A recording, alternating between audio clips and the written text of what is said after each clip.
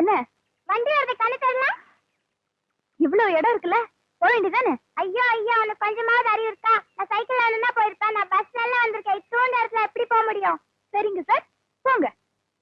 ட்ரும் ட்ரும் ட்ரும் ட்ரும் ட்ரும்.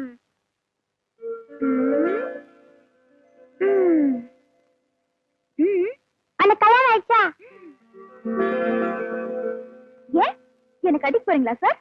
நான் பெருசா வர வரைக்கும் நீ இதே ஊர்ல இருந்தீனா நானே கட்டிக்கிறேன்.